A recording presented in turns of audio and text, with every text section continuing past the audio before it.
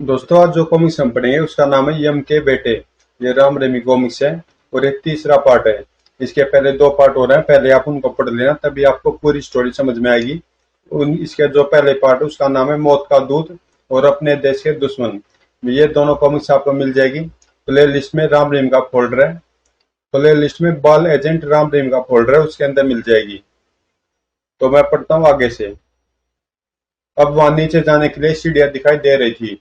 चलो मेरा हाथ पकड़ लो। जैसे वे सीढ़ियां उतरकर एक कमरे में पहुंचे। कौन हो तुम? खबरदार, शायद मैं किसी गुप्त खाने में हूं। जेके ने अपनी कैप और आंखों पर चढ़ा चश्मा उतार दिया। बंदूकों की कोई जरूरत नहीं, यह मैं हूं, जेके। ओह मिस्टर जेके, लेकिन यह तुम्हारे साथ कौन है? जेके ने रहीम की आंखों से पट्टी उतार दी। नया मेंबर। तुम इसे नए छोकरों के केबिन में ले जाओ। इसकी भी जांच पड़ताल करनी है। ओके। लगता है यही इनका गुप्त अड्डा है, परंतु मार्ग तो देख नहीं सका, राम को कैसे बता पाऊंगा। वह व्यक्ति रहीम को लेकर एक तरफ चल पड़ा। अब मुझे बॉस को इस नए छोकरे के विषय में खबर करनी चाहिए। शाबाश, अच्छे बच्चों की तरह चुपचाप चलते रहो। बेटा, वक्त आने पर मालूम पड़ेगा कि मैं कितना अच्छा हूँ। बदमाश रहीम को लेकर एक बड़े से कमरे में पहुंचा, जहाँ 5-6 लड़के पहले से मौजूद थे। लो छोकरो, तुम्हारा एक और नया दोस्त। हुर्रे, अब और मजा आएगा। आओ आओ मित्र, तुम्हारा स्वागत है। तुम्हें यहाँ किसी किस्म की तकलीफ तो नहीं है छोकरो? बिल्कुल भी नहीं उस्ताद। शायद ये नए ही फंसे हैं इस दल में, जिनकी मेरी तरह ही जांच पड़ताल होनी है। बदमाश के जाने ये पश्चात। आओ मित्र, ताश के दो दो हाथ हो जाए। जरूर, लेकिन पहले मैं निवृत्त होना चाहता हूँ। रहीम ने आराम से संपर्क स्थापित करने के लिए लैट्रिन जाने का बहाना किया। इस तरफ दाईं ओर, निश्चिंत होकर निपट आओ। तब तक आपस में ही एक बाजी लगा लेते हैं। लैट्रिन में पहुंच रहीम ने चारों तरफ से आश्वस्त हो दरवाजा बंद किया। फिर कलाई से घड़ी उतारकर उसका पिछला हिस्सा खोल दिया। अब वह घड़ी रूपी एक शक्तिशाली ट्रांसमीटर था। Hello hello Ram, 001/2 speaking. Oh Rahim, क्या रिपोर्ट है? मैं राम बोल रहा हूँ। कहाँ हो तुम इस समय? राम इस समय अपने घर में मौजूद था और रहीम के मैसेज का ही इंतजार कर रहा था। फिलहाल तो लैट्रिन में हूँ। वैसे यह लैट्रिन किसी इमारत के अंडरग्राउंड तहखाने में मौजूद है। फिर रहीम सारी बात बताने लगा। अंत में वह बोला, यहाँ मेरी तरह 6 नए लड़के और हैं जिनकी छानबीन होनी है। अपनी छानबीन की तुम चिंता न करो, मैंने सब प्रबंध कर लिया है। हाँ, तुमने अपने रहने का पता वही बदनाम इलाके वाला ही बताया है ना? हाँ। फिर राम ने उसे समझाते हुए कहा, सुनो रहीम, तुम्हें बड़ी सावधानी से रहते हुए इनके अड्डे और उसके मार्ग के बारे में पता लगाना है और बराबर मुझसे संबंध बनाए रखना है। ठीक है, मैं समझ गया, तुम निश्चिंत रहो। फिर रहीम ने संबंध विच्छेद कर घड़ी पूर्ववत कलाई में पहन ली और लैट्रिन में ऐसे पानी बहाकर रहीम बाहर निकल आया। शुक्र है इस तरफ कोई नहीं आया है। जब रहीम कमरे में वापस लौटा तो उसे वे लड़के ताश खेलने में व्यस्त दिखाई दिए। आओ दोस्त, बांटे तुम्हारे भी पत्ते। बांटो भाई, अब तो कुछ दिनों तक इसी से दिल बहलाना होगा। फिर रहीम भी उनके साथ ताश खेलने में मगन हो गया। उधर जेके ट्रांसमीटर पर अपने अपने बॉस मौत के दूत से कह रहा था, लड़का धंधे में नया जरूर है बॉस, लेकिन काफी काफी तेज मालूम पड़ता है। विश्वास है जल्दी ही उस्तादी हासिल कर लेगा। ठीक है, लेकिन दल में शामिल करने से पहले उसके विषय में अच्छी तरह जानकारी हासिल कर लो। मैं किसी किस्म का खतरा मोल नहीं लेना चाहता। Okay boss. अगले दिन जेके वेश बदलकर रहीम के विषय में छानबीन करने उसके बताए ठिकाने पर पहुंचा। क्या आप मुझे कालिया के बारे में बता सकते हैं? कहाँ गया वह? कालिया? हाँ। रहीम ने अपना नाम कालिया ही बताया था। अरे बाबा, उस कमबख्त का नाम न लो। पूरे मोहल्ले को उसने बदनाम कर रखा है। क्यों? ऐसा क्या किया उसने? राम ने वहां अपने आदमियों का पूरा जाल बिछाया हुआ था। वह व्यक्ति भी उसी का सिखाया हुआ था। उस व्यक्ति ने उसे वहीं से बातें बताई जो राम ने उसे सिखा पढ़ा रखी थी। ओह, लेकिन अब वह कहाँ मिलेगा? होगा किसी थाने में बंद या हाथ पैर तोड़ाकर किसी अस्पताल में पड़ा होगा। कल से तो वह दिखाई नहीं पड़ा। आवश्यक जानकारी प्राप्त करने के बाद, अच्छा भाई मैं चलता हूँ, तुम्हारी बड़ी मेहरबानी। लेकिन बाबा तुम कौन हो और उसके बारे में यह सब क्यों पूछ रहे हो? मैं उसका दादा हूँ। 2 साल पहले वह घर से भाग गया था। बड़ी मुश्किल से खोजबीन करने के पश्चात उसका यह पता मिला, लेकिन अरे बाबा, इसे नपुते की फिगर छोड़ो और लौट जाओ घर को, वरना वह तुम्हें भी अपनी तरह बदनाम कर देगा। इसी तरह जे के आसपास के और भी लोगों से मिला। सभी ने रहीम यानी कालिया के बारे में वही सब कुछ बताया। अरे बाबा, हमसे क्या पूछते हो? उसके बारे में तो किसी थाने से पता करो। यानी कालिया वास्तव में इस दुनिया में अकेला और बेकार है। ओह। अच्छी तरह छानबीन करने के पश्चात जेके संतुष्ट होकर वापस लौट पड़ा। चलकर बॉस को खुशखबरी दूं। उसके उस इलाके से जाने के पश्चात जेके से मिलने वाले लोग एक कमरे में पहुंचे जहां राम पहले से ही मौजूद था। वह संतुष्ट होकर चला गया। राम भैया, गुड। उसे किसी प्रकार का संदेह तो नहीं हुआ? बिल्कुल नहीं बेटे, हमने उसे अच्छी तरह वही समझाया जो तुमने कहा था। शाबाश, लो अब अपना अपना इनाम संभालो। जुग जुग जियो बेटा। धन्यवाद राम भैया। रुपये बांटने के पश्चात, लेकिन ध्यान रहे, फिर यदि कोई काल्या के विषय में पूछने आए तो तुम्हें वही सब कुछ ही बताना है। किसी को भी मेरे बारे में मालूम नहीं होना चाहिए। निश्चिंत रहो भैया, ऐसा ही होगा। फिर राम उस इलाके से निकलकर मोटरसाइकिल पर सवार हो चीफ से मिलने चल पड़ा। चीफ को सारी बातों से अवगत कराना जरूरी है। अब किसी भी समय पुलिस फोर्स की सहायता की आवश्यकता पड़ सकती है। बाल सिगरेट सर्विस के हेडक्वार्टर में पहुंचकर राम ने सारी बात चीफ को बता दी। सुनकर चीफ मुखर्जी प्रसन्न उठे। शाबाश राम, वास्तव में तुम्हारी योजना और कारगुजारी प्रशंसनीय है। मुझे विश्वास है मौत का दूत ज्यादा समय तक कानून को धोखा नहीं दे पाएगा और शीघ्र ही पकड़ा जाएगा। मुझे भी विश्वास है सर, लेकिन फिर भी हमें उस समय तक इंतजार करना होगा जब तक कि रहीम उनके अड्डे के बारे में कोई विश्वस्त सूचना न दे दे। रहीम जैसे कुशाग्र बुद्धि के लड़के को इस कार्य में ज्यादा समय नहीं लगेगा। चीफ, हमें किसी भी समय पुलिस फोर्स की आवश्यकता पड़ सकती है। चिंता मत करो, मैं पुलिस कमिश्नर से आज ही बातें करके सब व्यवस्था कर लूंगा। फिर आवश्यक बातें करने के पश्चात राम घर वापस लौट पड़ा।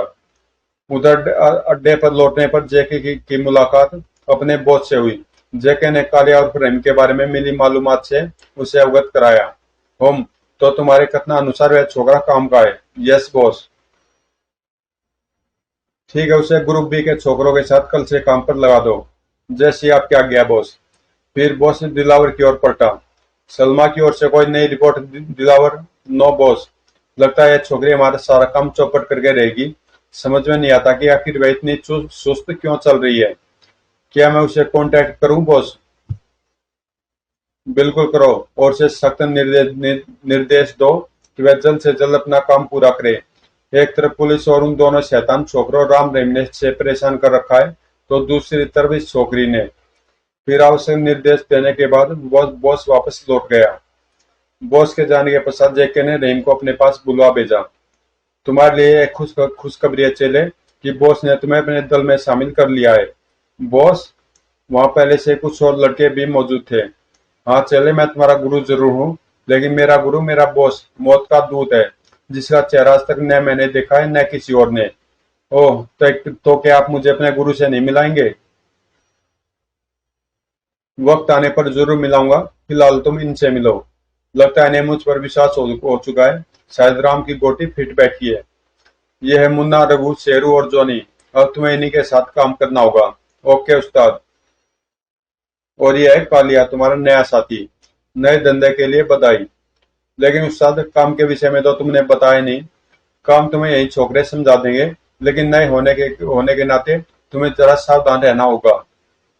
फिर जेके के अन्य लड़कों की ओर मुड़कर बोला, मुन्ना, आज रात के लिए तुमने कौन सा इलाका अथवा स्थान चुना है? रेलवे स्टेशन उस्ताद। बहुत बढ़िया, लेकिन जरा सावधान रहना, पुलिस का खतरा आजकल बहुत बढ़ गया है। तुम निश्चिंत रहो उस्ताद, पता नहीं कौन सा चक्कर चलाएंगे ये रेलवे स्टेशन पर। राम को सूचित करना होगा। रहीम अपने नए साथियों के साथ एक अन्य कमरे में पहुंचा। आओ दोस्त, मिलने की खुशी में एक एग्जाम हो जाए। जरूर, लेकिन पहले बाथरूम। वह उस तरफ रहा। तब तक हम जाम तैयार करते हैं। ठीक है। बाथरूम में प्रविष्ट रहीम ने घड़ी नुमा ट्रांसमीटर पर पुनः राम से संपर्क स्थापित किया और उसे सारे हालातों से अवगत करा दिया। फिर अंत में बोला, मेरा विचार है कि वे यात्रियों की जेबों पर हाथ साफ करने का इरादा रखते हैं। दूसरी ओर राम सब कुछ सुनकर गंभीर हो उठा।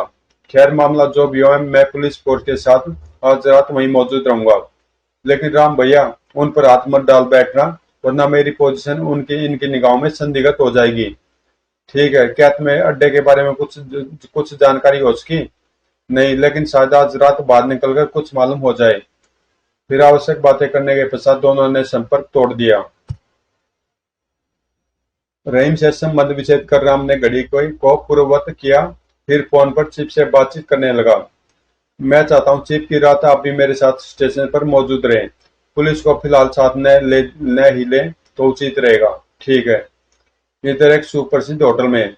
क्या बात है राजेश, आज तुम कुछ परेशान से हो? नहीं, ऐसी बात नहीं है प्रिय। दरअसल कल मुझे कुछ सिगरेट पेपर लेकर शहर से बाहर जाना है, उसी के लिए सोच रहा था। वे आदमी था मिलिट्री का एक अफसर, मेजर राजेश, और लड़की थी उसकी प्रेयसी सलमा। जाओ, मैं तुमसे नहीं बोलती, हर समय काम ही काम। कभी मेरे बारे में भी कुछ सोचा है? अरे तुम तो नाराज हो गई। सलमा ने अभी न तो रूठने का किया था, जबकि सिगरेट पेपर का नाम सुनकर वह मन ही मन चौकन्नी हो गई थी। नाराज न हो तो और क्या करूं? अब सिगरेट पेपर के बहाने तुम फिर मुझसे न जाने कब तक के लिए जुदा हो जाओगे। बिल्कुल गलत। यह जुदाई लंबे समय के लिए नहीं, केवल 3-4 दिन के लिए होगी। कल मैं यहाँ से सिगरेट पेपर लूंगा और रामगढ़ जाकर हेडक्वार्टर के स्पुर्द कर दूंगा। ज्यादा से ज्यादा चौथे दिन ठीक तुम्हारे सामने होऊंगा। क्या सच? बिल्कुल सच प्रिय। चलो अब चलते हैं। चलो, मुझे भी आज घर जरा जल्दी पहुंचना है। चिंता मत करो प्रिय, रामगढ़ से लौटने के पश्चात तुम्हारे पिताजी से बातें करके तुम्हारे घर पहुंचने की यह जल्दी भी दूर कर दूंगा। मैं भी तुमसे यही कहना चाहती थी राजेश, छुप छुप कर मिलना अब अच्छा नहीं लगता। अरे मैं तो तुमसे यह पूछना ही भूल गई कि आखिर तुम रामगढ़ कैसे सिगरेट पेपर लेकर जा रहे हो? जरा धीरे बोलो। वे पेपर हमारे देश के कुछ गुप्त खोजी अड्डों से संबंधित है। ओह। उसके बाद राजेश सलमा से विदा ले मोटरसाइकिल पर सवार हो एक तरफ चल पड़ा। कल। राजेश, अब तुम शादी रामगढ़ पहुंच पाओ। फिर सलमा एक टैक्सी में सवार होकर अपने फ्लैट की ओर चल पड़ी। घर पहुंचकर बॉस को सूचित करूंगी तो वे जरूर प्रसन्न होंगे। सलमा ने जैसे अपने फ्लैट के भीतर कदम रखा, वैसे एक तरफ रखे फोन की घंटी बज उठी। ट्रेन ट्रेन। ओह, सब फोन शायद बॉस का ही हो। हेलो, मैं सलमा बोल रही हूँ। मैं दिलावर, तुम क्या करती फिर रही हो? बॉस तुमसे सख्त नाराज हैं। बॉस के लिए खुशखबरी है दिलावर, सुनो। फिर सलमा राजेश से आज की बातचीत का वर्णन करने लगी। सब कुछ सुनने के पश्चात दूसरी ओर से दिलावर ने प्रसन्नता भरे स्वर में कहा, खबर अच्छी है, सचमुच बॉस खुश होगा। लेकिन सुनो सलमा, काम हर कीमत पर हो जाना चाहिए, वरना मैं समझ गई, तुम चिंता मत करो। गुड।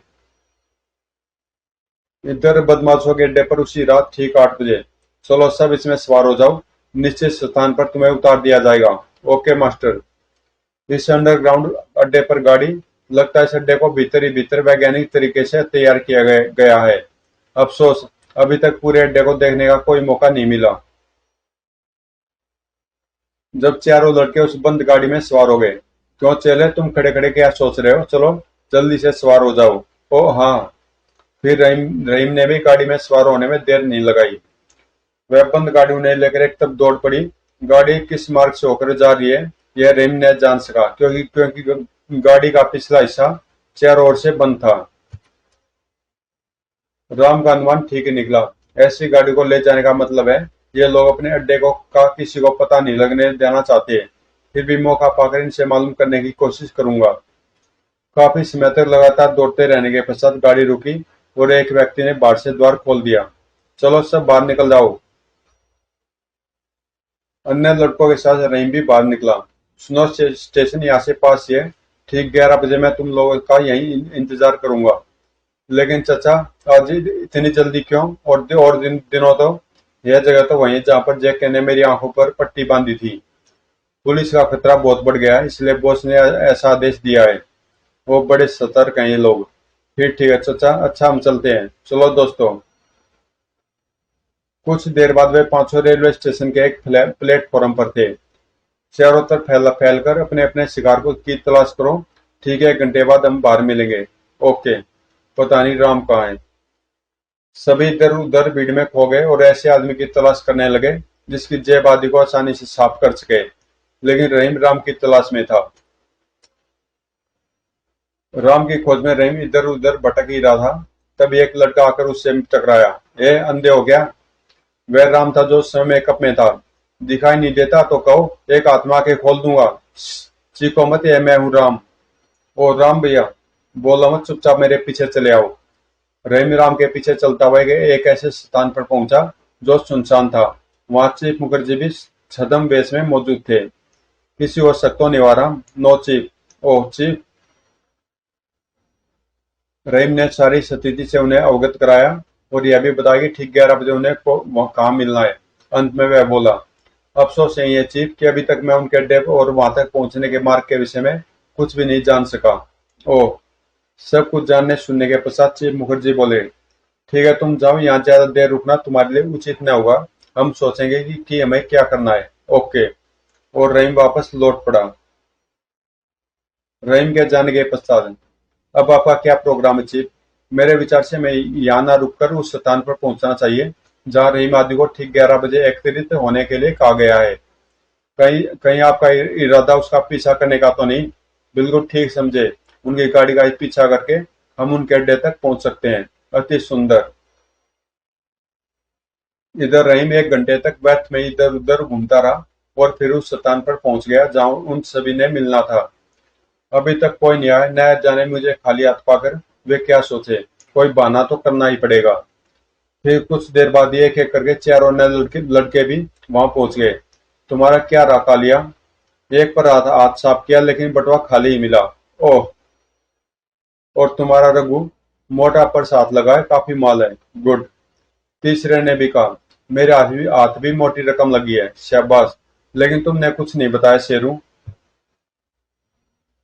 चौथे लड़के शेरू ने कहा, मेरे हाथ लगा तो कुछ नहीं, लेकिन यदि तुम लोग का मदद करो तो काफी तगड़ा माल हाथ लग सकता है। वह कैसे? शेरू ने धीरे धीरे उन्हें कुछ समझाया। सुनकर सभी एक स्वर में बोल उठे, तो फिर देर किस बात की, चलो हम तैयार हैं।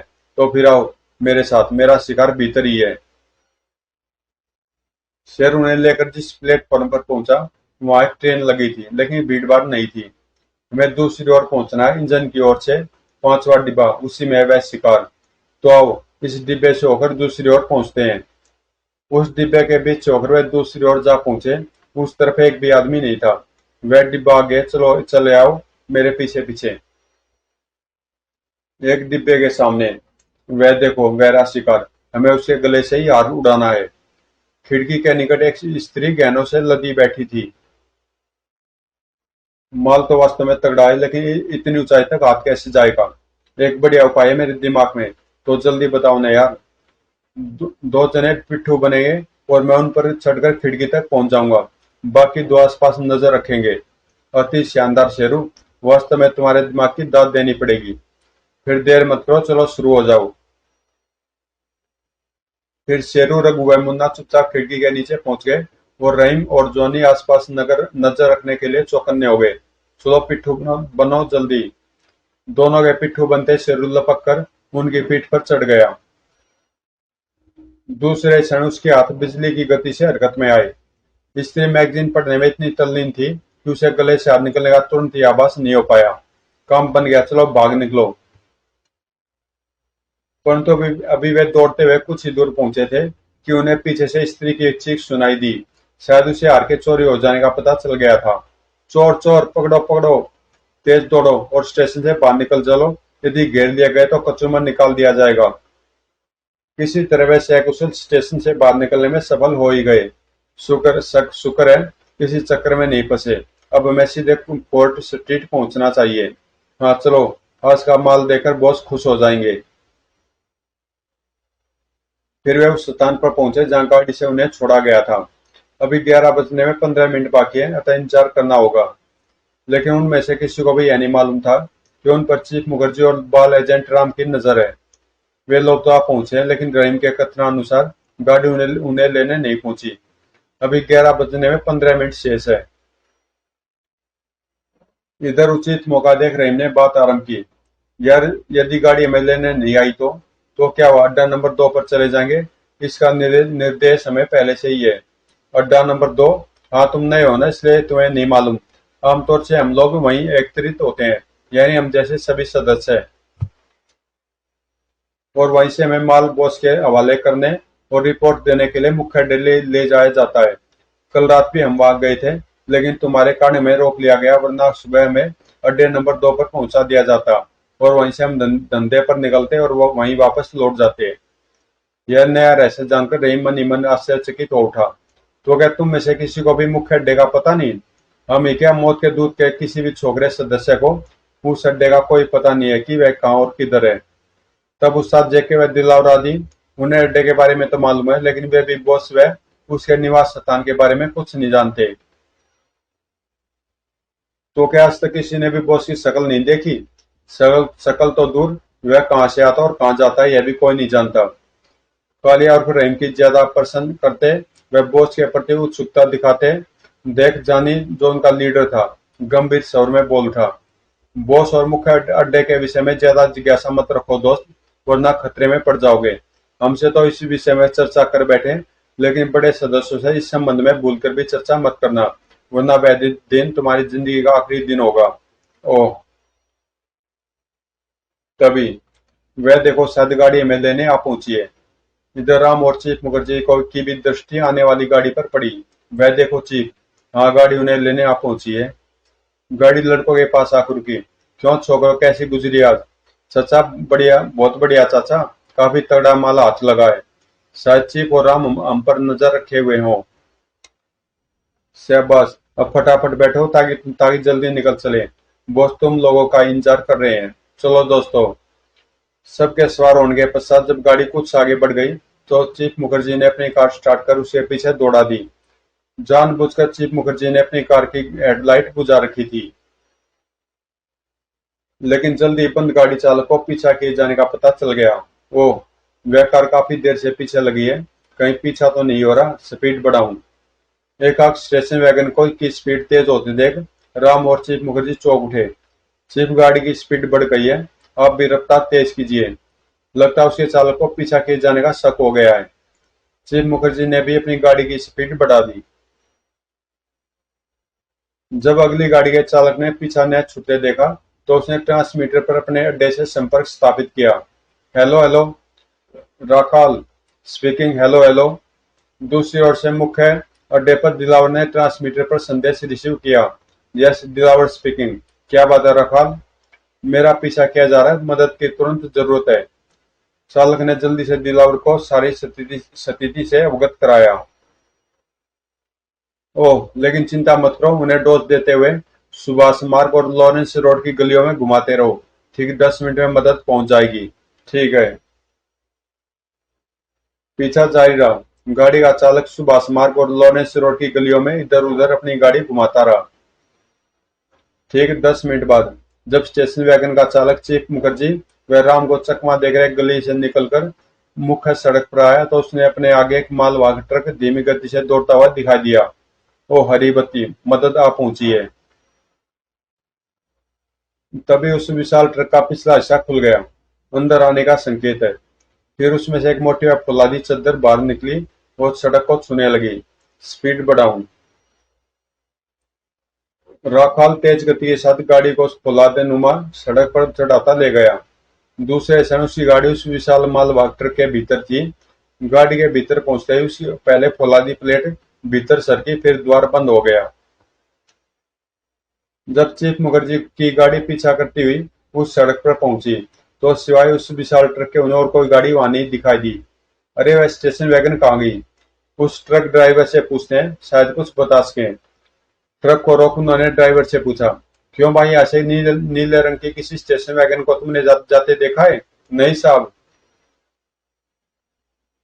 ट्रक के आगे बढ़ जाने के पश्चात लगता कम वक्त चकमा दे गया। हाँ, अब वापस लौटने के सिवा और कोई चारा नहीं। इधर कुछ समय पश्चात मौत के दूत के मुख्य अड्डे पर। शाबाश छोकरो, आज वास्तव में तुमने बहुत लंबा हाथ मारा है। तब स्टेशन वैगन के चालक राखान ने पीछा करने वाली बात क्या सुनाई। वह तो गनीमत थी बॉस कि सही समय पर मदद पहुंच गई, वरना शायद आज मैं छोकरों समेत पुलिस के चंगुल में फंस गया होता। ओह, लेकिन पुलिस को तुम लोगों की भनक कैसे लग गई? यह बात तो मेरी भी समझ में नहीं आ रही है बॉस। खैर छोड़ो, जाओ और जाकर मौज मस्ती लो। तुम लोगों से मैं बहुत खुश हूँ। आज का दिन हमारे लिए बहुत शुभ रहा।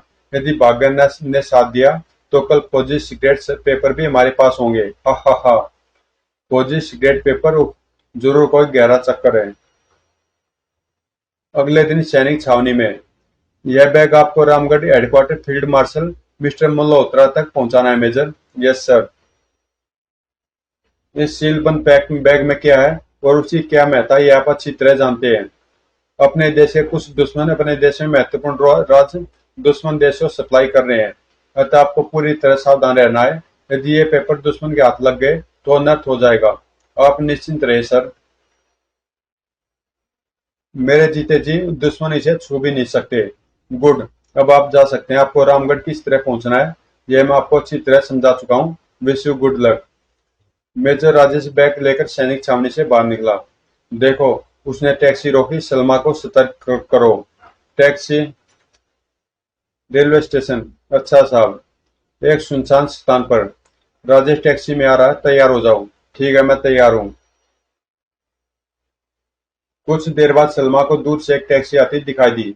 उसमें राजेश ही होगा। जब टैक्सी चालक ने सड़क के बीचों बीच एक लड़की को खड़े हुए वह टैक्सी को रोकने का संकेत करते देखा। सब, एक लड़की लिफ्ट मांग रही है। कोई मुसीबत की मारी लगती है, बिठा लो। ड्राइवर ने जब टैक्सी सलमा के निकट ले जाकर रोकी तो पिछली सीट पर बैठा राजेश उसे देखकर चौंक उठा। अरे सलमा, तुम? अरे तुम राजेश? द्वार खोल राजेश ने सलमा को अपने हाथ साथ बिठाया। ड्राइवर ने गाड़ी पुनः दौड़ा दी। तुम इस सुनसान स्थान पर कैसे? बाद में बताऊंगी, लेकिन तुम कहाँ जा रहे हो? फिलहाल रेलवे स्टेशन और वहां से रामगढ़। चक्कर मैं तुम्हें पहले ही बता चुका हूँ। समझ गए? महत्वपूर्ण कागजातों को पहुंचाने के लिए। बिल्कुल ठीक समझी। बस वहां से लौटकर सीधा तुम्हारे पिता से मिलूंगा। हाँ बताओ, इस वीरान स्थान पर तुम कैसे पहुंची? जरूर, तो सुनो।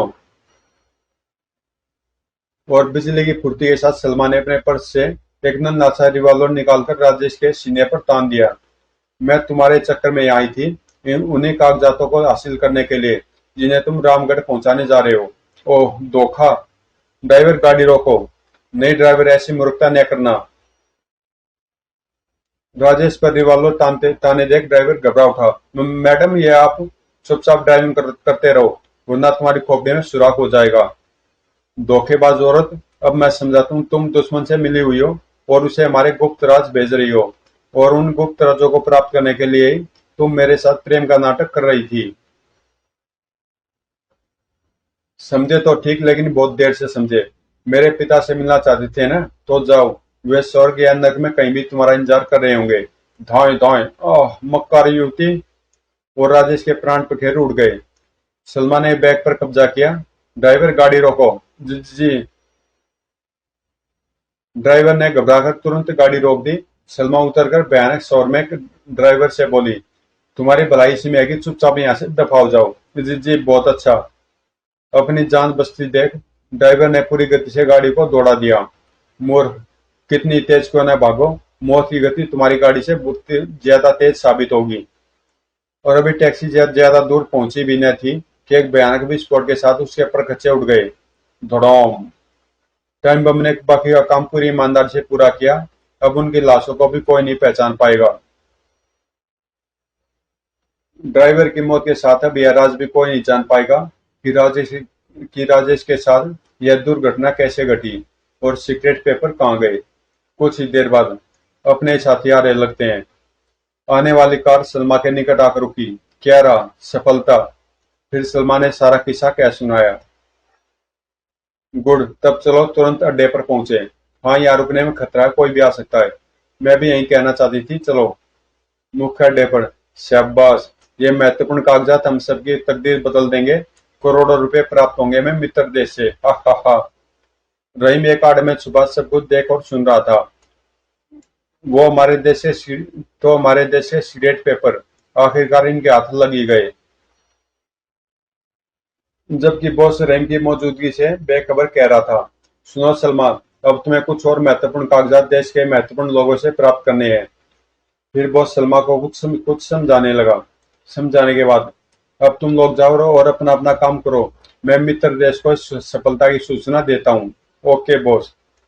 सबके जाने के बाद मौत का दूत भी उस कमरे से निकला और एक अन्य कमरे में पहुंच गया। वहां यंत्रों का जाल सा बिछा हुआ था। वह एक शक्तिशाली ट्रांसमीटर पर किसी देश से संपर्क स्थापित करने लगा।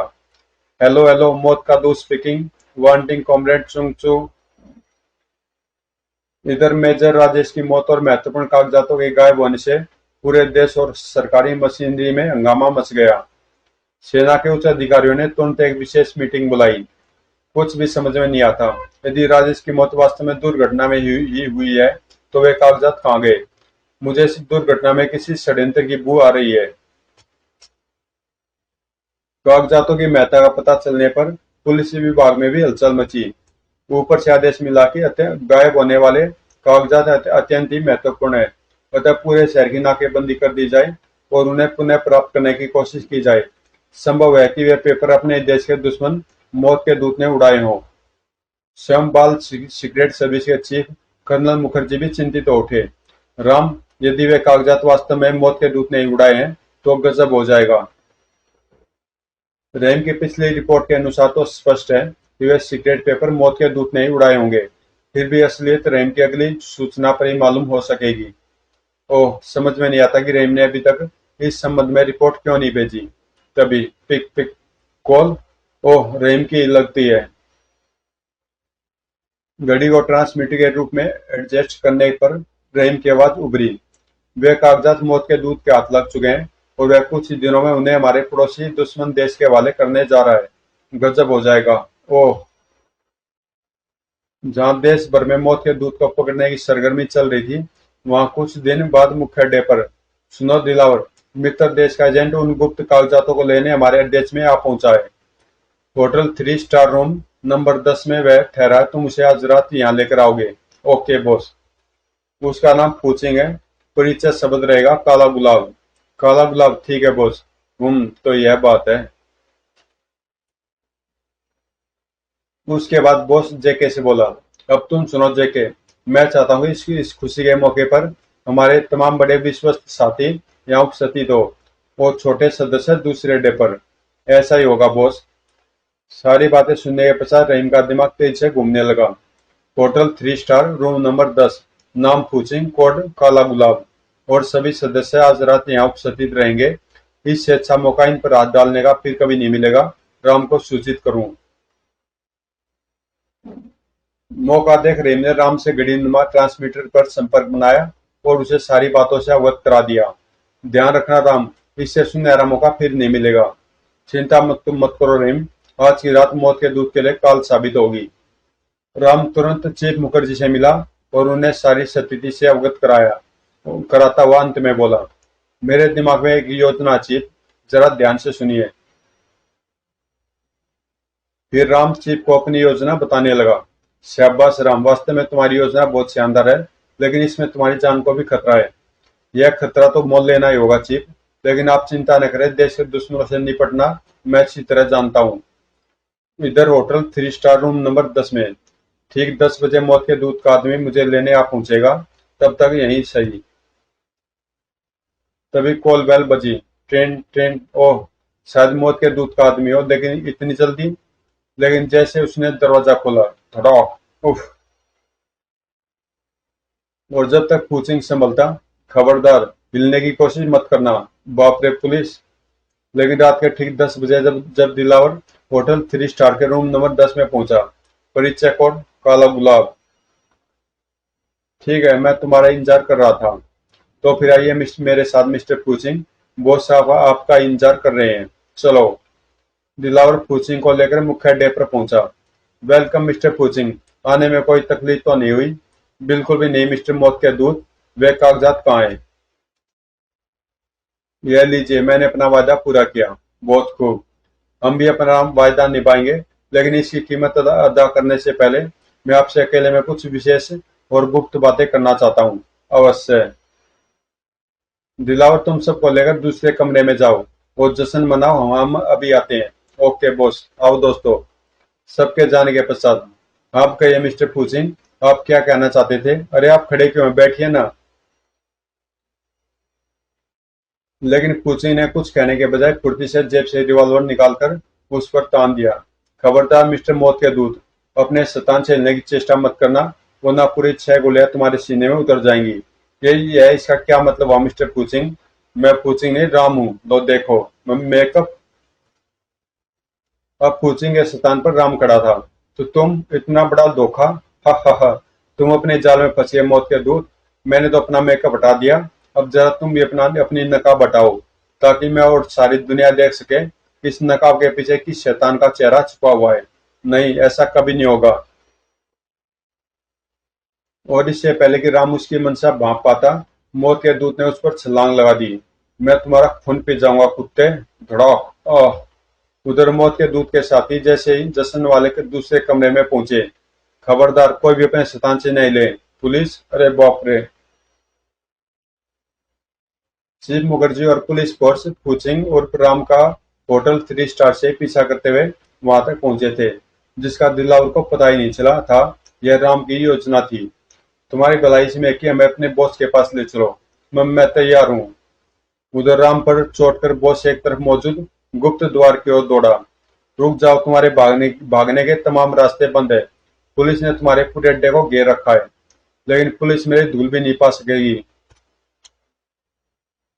लेकिन जैसे मौत के दूत ने गुप्त बटन दबाकर गुप्त द्वार खोला, एक जबरदस्त गुस्सा उसके चेहरे पर पड़ा। धड़ाक। आए।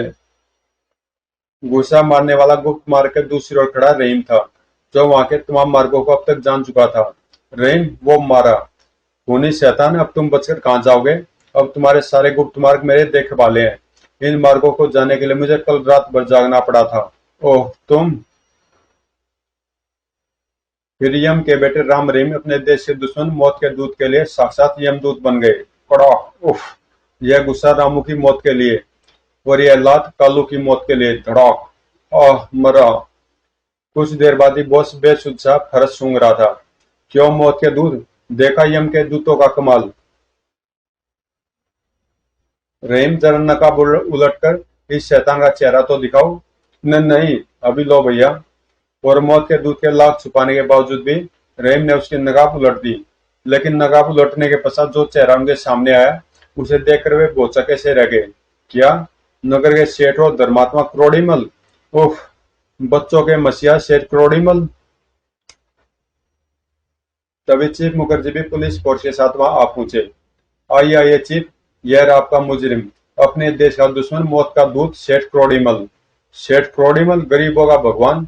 क्या है ईश्वर, विश्वास नहीं होता। वे भी सेठ क्रोड़ीमल की असलियत जानकर आश्चर्यचकित हो उठे। इस जैसे इंसानी देश की तरक्की में बाधक बने हुए हैं, अतः इसे कठोर से कठोर सजा मिलनी चाहिए कमिश्नर साहब। ऐसा ही होगा मिस्टर मुखर्जी। डाल दो समाज के इस कोड के हाथों में हथकड़ियां। जब पुलिस सभी अपराधियों और सेठ करोड़ीमल को लेकर चली। हाँ राम, वे मिलिट्री के सिगरेट पेपर, ये रहे, लीजिए संभालिए। शाबाश मेरे बच्चों। दोनों अड्डों से तमाम कैदी लड़कों को आजाद कर दिया गया। उन लड़कों के अलावा करोड़ों रुपए का सामान भी मुख्य अड्डे से प्राप्त हुआ था। राम रहीम के इस महान कारनामे की देश भर के अखबारों द्वारा बुरी बुरी प्रशंसा की गई। मौत का दूत पकड़ा गया। राम रहीम। जब आम जनता को सेठ क्रोड़ीमल की असलियत का अखबारों द्वारा पता चला, तो सभी ने दांतों तले उंगली दबा ली, जबकि सलमान ने पकड़े जाने के भय से आत्महत्या कर ली थी। समाप्त। तो दोस्तों, कम यहीं पे समाप्त होती है। अखबार में राम रहीम के फोटो छपे हैं और की मौत का दूत पकड़ा गया। और जबकि राम के जो पिताजी हैं, उनको ये नहीं पता कि ये दोनों जासूस हैं और मुखर्जी के साथ जासूसी करते हैं, मतलब उसकी टीम में शामिल है। तो पता नहीं कैसे, अब भी शायद उसको पता चल ही जाएगा। तो मिलते हैं किसी अगली कॉमिक्स में।